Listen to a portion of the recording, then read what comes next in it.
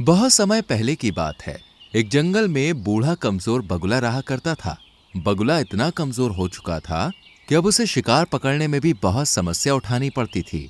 एक दिन बगुला एक तालाब के किनारे बैठा हुआ तालाब के अंदर की मछलियों को हसरत भरी नजर से देखे जा रहा था।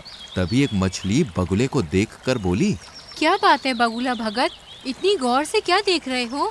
मैं 2 दिन से भूखा हूँ। कमजोर होने के कारण मैं कोई शिकार नहीं पकड़ पा रहा। इस संसार में जो भी जन्म लेता है उसे 3 दौर से गुजरना ही पड़ता है, बचपन, जवानी और बुढ़ापा। तुम अपने जीवन के 2 दौर देख चुके हो, अब तीसरे का भी आनंद उठाओ। ये सुनकर बगुला क्रोधित होते हुए उस मछली से बोला, तुम अपने आप को समझती क्या हो?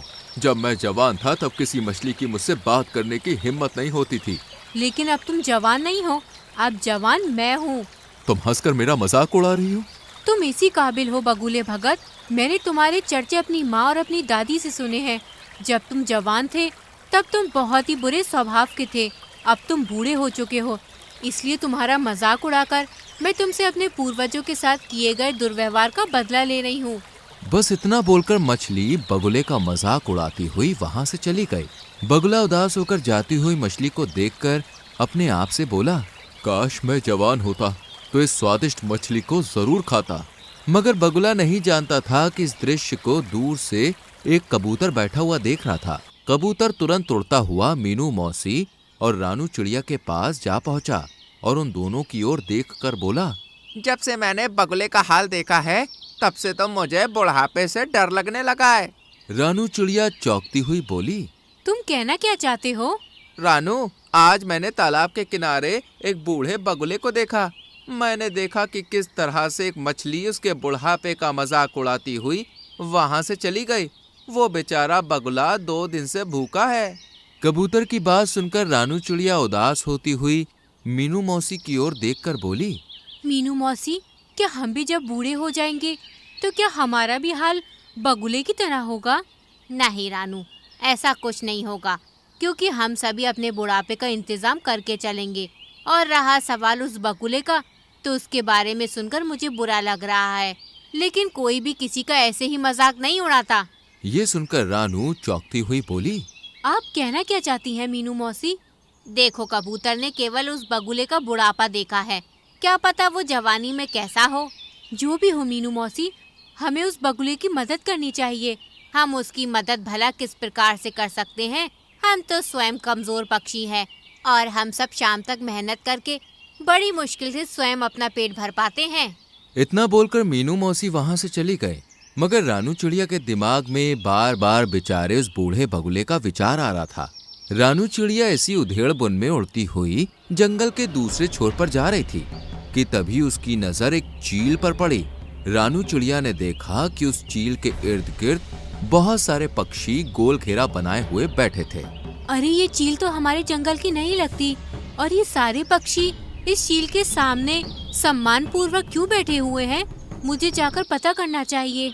रानू चिड़िया उड़ती हुई उस चील के पास पहुंच गई और वहां बैठे हुए काले कौवे से बोली, काले कौवे, आखिर हमारे जंगल के सारे पक्षी इस चील के सामने क्यों बैठे हुए हैं? और ये चील तो हमारे जंगल की नहीं लगती।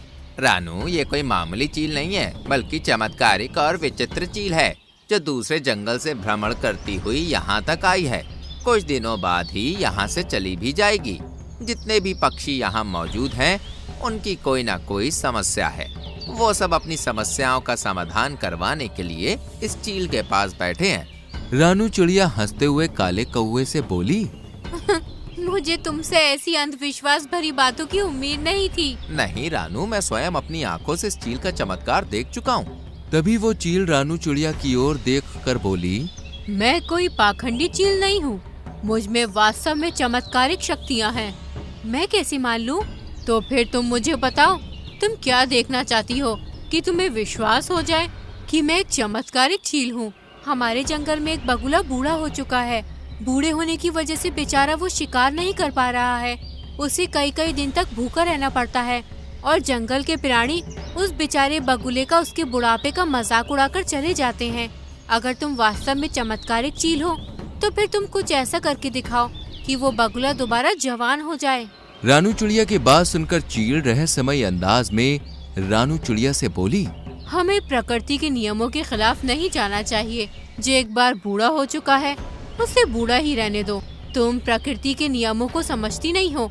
कहीं ऐसा न हो कि तुम्हें बाद में पछताना पड़े और दोबारा मेरे पास आना पड़े। सीधे सीधे ये क्यों नहीं कहती कि तुम एक पाखंडी चील हो और झूठ बोलकर यहाँ के पक्षियों को भ्रमित कर रही हो। रानू चिड़िया की बात सुनकर चील क्रोधित होती हुई बोली, ठीक है, अगर तुम यही चाहती हो तो यही सही।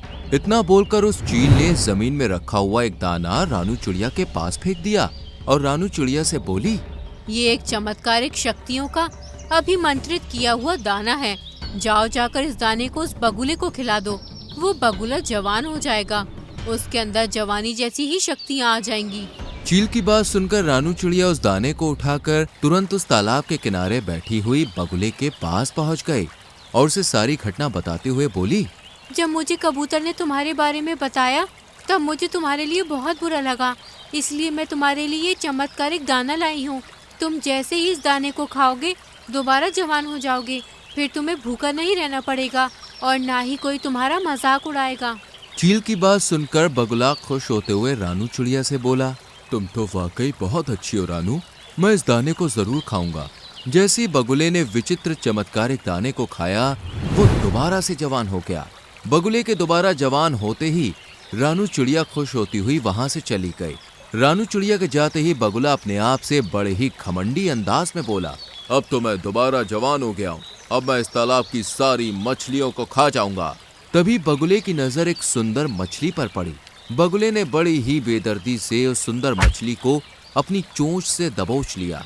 सुंदर मछली बगुले से बोली, मुझे छोड़ दो। नहीं, तुम तो मेरा भोजन हो और केवल तुम ही नहीं बल्कि तालाब में रहने वाली सभी मछलियां मेरा भोजन है, मैं सबको खा जाऊंगा। बगुले ने उस मछली को मार दिया और उसे बड़े ही शौक से खाने लगा। शाम तक बगुले ने तालाब की आधी मछलियां समाप्त कर दी।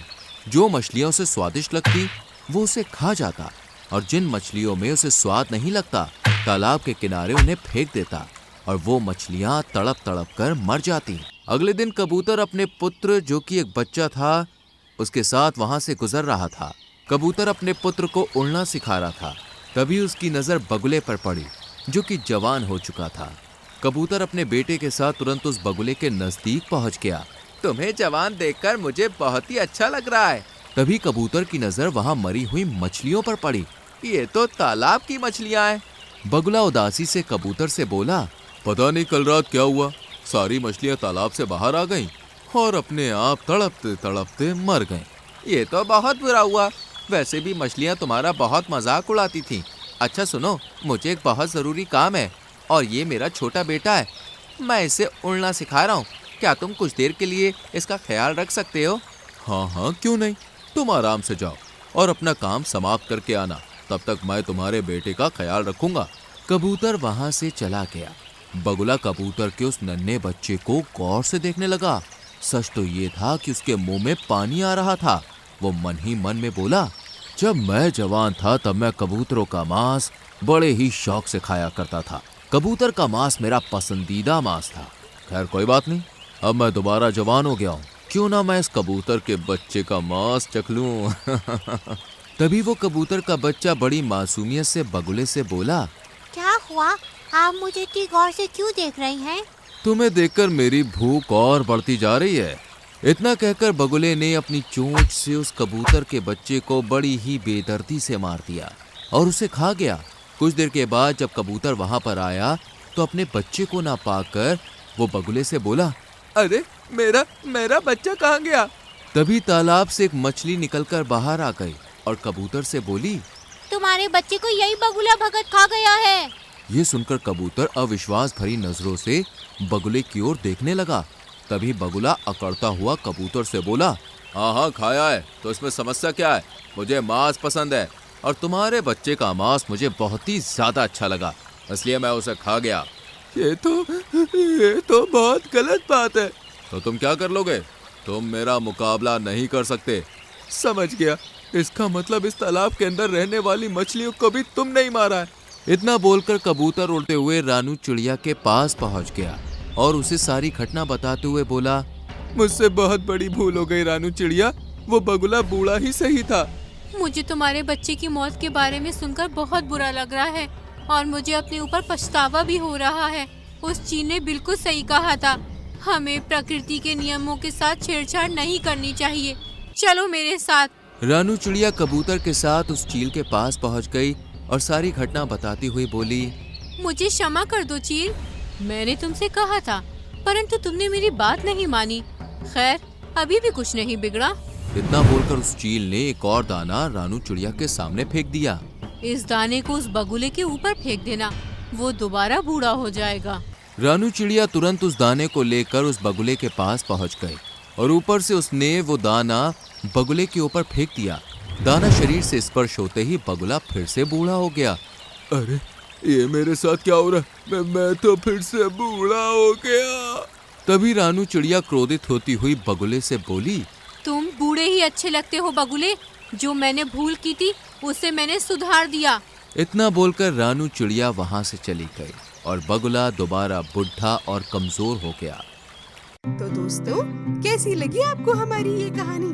अगर कहानी अच्छी लगी हो तो वीडियो को लाइक कीजिएगा, चैनल को सब्सक्राइब कीजिएगा और हाँ, कहानी अपने दोस्तों के साथ शेयर करना तो बिल्कुल मत भूलिएगा।